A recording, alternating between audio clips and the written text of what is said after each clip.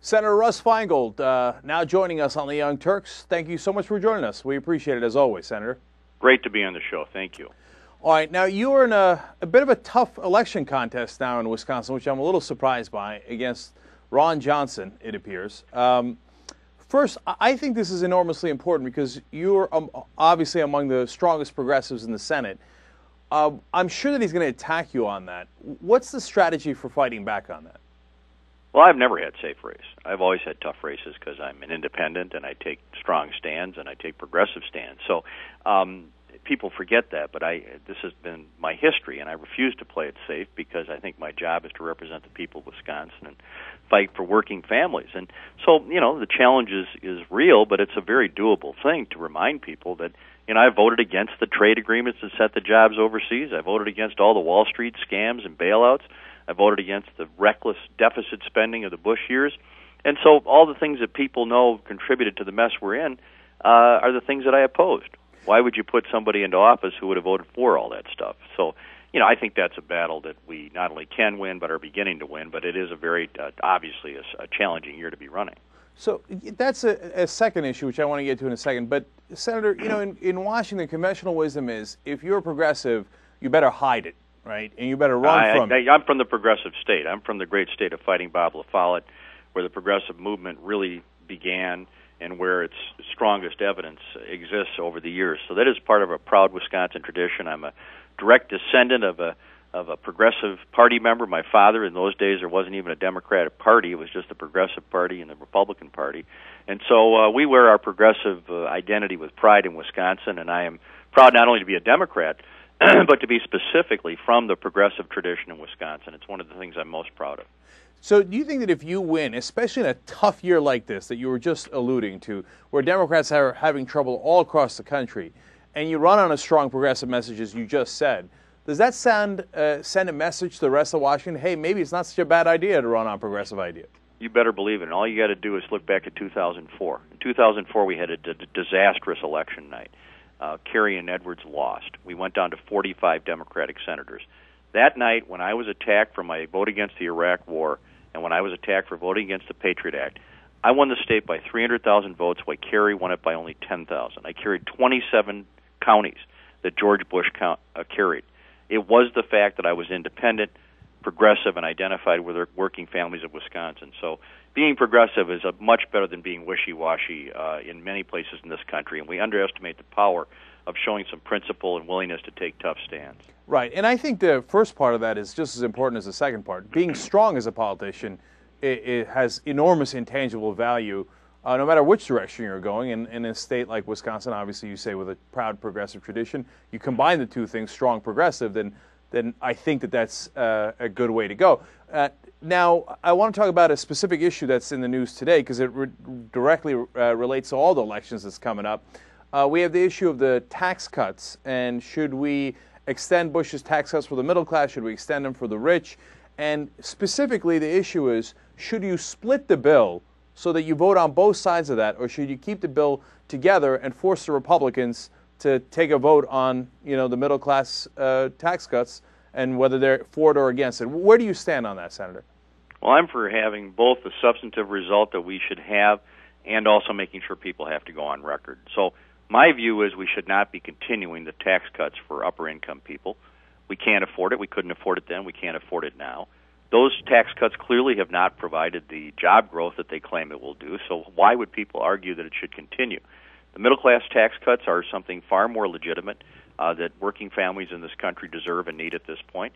So I think we should put all these things up for a vote, and I will stand firm for a policy of opposing the tax cuts for the very wealthy. So, politically speaking, do you think that it would be a bad move by the president if he split the bill and let the Republicans vote in favor of the middle-class tax cut and then get to say, hey, Democrats are raising your taxes by voting against the rich tax cuts? I'm for putting them in a situation where they can't have it all ways and get away with this, so I'd like to see them to have to vote on all of it. All right. Well, that makes sense for me, too, from my perspective. So we're talking to Senator Russ Feingold. He's, of course, running for re-election in 2010 in Wisconsin. So now let's talk about your opponent a little bit. Ron Johnson says that he's not for any government subsidies except the ones he receives. That's right. Are you planning to take advantage of that seeming hypocrisy? Sure. I mean, it's so ridiculous that somebody gets out there and says, he literally says, you can see in my current ad that you can see on russfeingold.org or on the internet. He says that he would never ask for government help or government assistance, but that's exactly what his company has gotten. They got a federal government paid for the railroad spur that connects their company to the railroad, and he simply refuses to acknowledge that or to thank the taxpayers of the country. He also benefited from some $4 million in revenue bonds that were part of a state government program that, certainly subsidizes through lower interest rates what he has. So here's a guy condemning people like companies in his own town that are getting help from the stimulus bill to create jobs when he's done it himself. So his whole biography is a phony biography based on the myth that somehow he built the business all by himself from the ground up. None of that is true. Right. Ann Richards used to say about George Bush, he was born on third base and thought he hit a triple. Looking at the bio of Ron Johnson, it looks like he married onto third base and thought he hit a triple. I will not address that specifically, but the notion that he built this business from the ground up is a completely phony story. Are you guys going to debate in Wisconsin? Well, that's very interesting. That's the topic of the day. I said last week I agreed to 6 debates that have been offered across the state. And he hemmed and hawed, even though he knew darn well he was going to win the primary. And today we find out that even though he said he was going to get off the sidelines by running for the Senate, that he's still hiding. He refused to agree to the debate on Sunday night in Eau Claire that I was ready to do.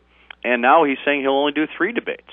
And this is really kind of sad because, I think a person that people don't know at all, people didn't even know who he was a few months ago, has a particular responsibility to come before the people of the state. This guy was a stealth nominee at the Republican convention. Nobody knew him. Now he's trying to become a stealth senator. But I'm not going to let him get away with that. People are catching on to this guy. It's all being done with mirrors. He refuses to, even today at Concordia College in Milwaukee area, the reporter was there to cover him. He wouldn't answer questions. He would just give the fluff and not do the follow-up. And you know what? People of the state deserve more from a senator than that. Senator Feingold, that's really strange because, the contest is close, so, you have to be enormously vigilant. But the last poll I saw, you were up by about 2 points. So if he's trailing, why would he not want to do debates? I mean, is the idea, hey, if people don't find out what I stand for, I'll have a better chance? They think that just using name-calling, calling somebody a career politician is a sufficient thing this year. So what they want to do is hide the candidate, not let people know that he's really an establishment Republican, a country club Republican, who's essentially masquerading as a Tea Party guy. So they want the Tea Party support, they want the Republican support, they want people who are upset about the economy, when, of course, this guy is a huge advocate of shipping our jobs overseas through trade agreements that I've opposed and that he's for. So they're trying to do it through a stealth campaign. This is a national strategy, trying to hide the candidate. But, people in my state are way too smart for this sort of game, and they're seeing through it, and they're getting pretty desperate because now they're running ads about things that they say I'm going to say about him. That's their latest thing today. They've apparently figured out what I'm going to say in advance, but they're just sort of flailing around, and he's hiding, and now the truth is out. He isn't even willing to debate me like my other opponents have done in the past. Senator, if you do have debates, will you ask him over and over again to thank the taxpayers for the subsidies he's received? I think we should at least get a thank you note. Okay, fair enough. And then there's an issue about global warming. He apparently thinks that if you believe in man-caused global warming, that you're a lunatic. Yeah, he said that people like me who believe that man has a role in global warming and climate change are crazy. He said that he has figured out that the reason for climate change is sunspots, he says. And the worst thing, though, is apart from his pop science approach that goes against the great weight of scientific evidence, he says it would be, quote, a fool's errand, unquote, to do anything about the climate change issue. I mean, can you imagine just having a senator from the state of Wisconsin in what is Gaylord Nelson's seat, the father of Earth Day, that you would put somebody there who completely scoffs at our role in being responsible about climate change? That alone disqualifies him for the U.S. Senate. So, Senator Feingold, I'm curious as to what strategy you are going to go with here in regards to Ron Johnson.